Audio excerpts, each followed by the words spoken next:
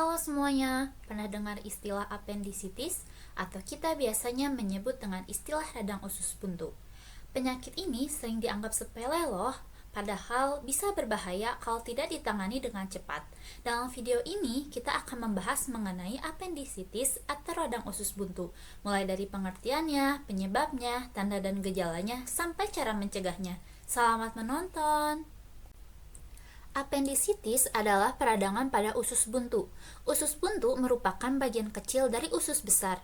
Kalau bagian ini tersumbat atau terinfeksi, bisa terjadi peradangan yang menyebabkan nyeri hebat di perut. Jika tidak segera ditangani, apendisitis bisa menjadi kondisi serius dan seringkali memerlukan tindakan operasi. Nah, setelah mendengar penjelasan tadi mengenai pengertian apa itu radang usus buntu atau apendisitis, kalian sudah paham belum apa itu apendisitis atau radang usus buntu? Setelah mengetahui pengertiannya, kita juga perlu mengetahui faktor risiko penyebab terjadinya radang usus buntu atau apendisitis.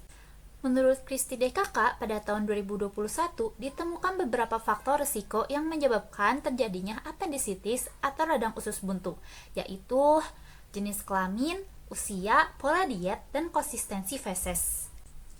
Faktor risiko penyebab penyakit radang usus buntu yang pertama ada jenis kelamin. Pada kasus radang usus buntu, hal ini lebih sering terjadi pada pria daripada wanita, dengan rasio sekitar 2,5 dibanding 1. Keluhan perut atau abdomen yang paling umum pada pria adalah radang usus buntu.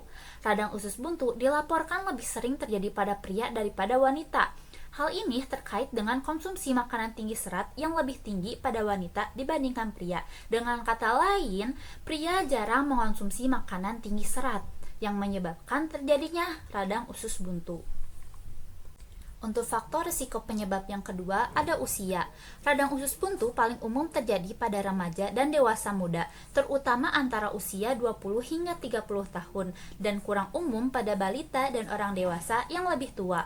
Hal ini dipengaruhi oleh perbedaan bentuk dan karakteristik usus buntu. Selain itu, orang-orang dalam kelompok usia 20 hingga 30 tahun umumnya sangat aktif dan cenderung kurang memperhatikan pola makan mereka, yang meningkatkan risiko terjadinya radang usus buntu atau apendisitis. Faktor risiko penyebab yang ketiga ada pola makan.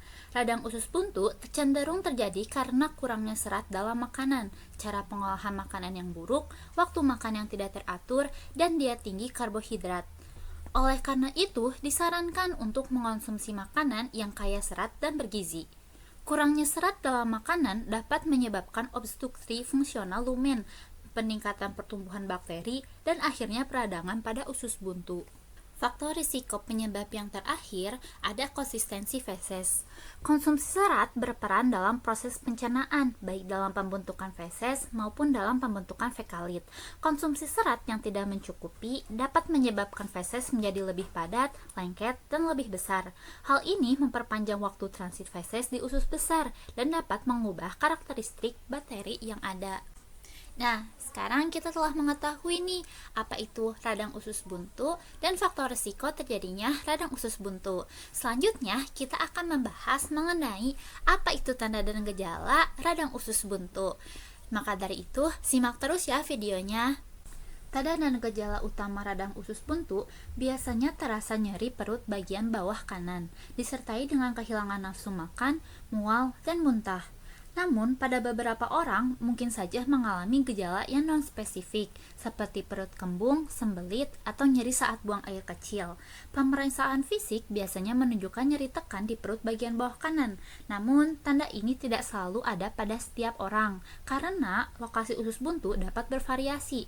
Usus buntu dapat terletak di berbagai posisi di sekitar usus buntu, termasuk di belakang sektum atau tertutup oleh peritoneum. Karena gejalanya bisa berbeda-beda pada setiap orang, penting untuk kita segera memeriksakan diri jika mengalami nyeri perut yang tidak biasa. Wah, ternyata penyakit radang usus buntu seram juga ya. Lalu, bagaimana sih cara mencegah agar kita terhindar dari penyakit radang usus buntu? Nah, selanjutnya, kita akan membahas bagaimana cara mencegah radang usus buntu, agar kita terhindar dari penyakit radang usus buntu. Radang usus buntu bisa dicegah dengan pola hidup sehat. Biasakan mengonsumsi makanan tinggi serat seperti sayur dan buah.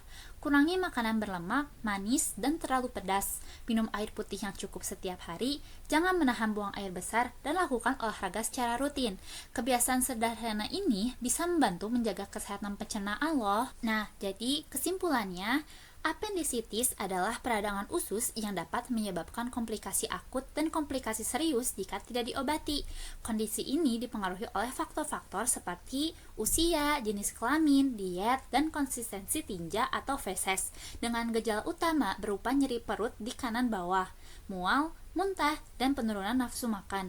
Pencegahan dapat dilakukan dengan mengadopsi gaya hidup sehat, seperti mengonsumsi makanan kaya serat, minum cukup cairan, buang air besar secara teratur, membatasi makanan tidak sehat, dan berolahraga secara atur, yang semuanya dapat meminimalkan risiko apendisitis atau radang usus buntu. Nah, sekarang kita telah mengetahui pengertian radang usus buntu, faktor risiko penyebabnya, tanda dan gejalanya, dan cara mencegahnya. Apabila ada pertanyaan, boleh ya tulis di kolom komentar. Sekarang, aku ada satu pertanyaan nih, coba jawab ya di kolom komentar. Menurutmu, mengapa radang usus buntu perlu segera ditangani? Terima kasih ya sudah menonton, sampai jumpa.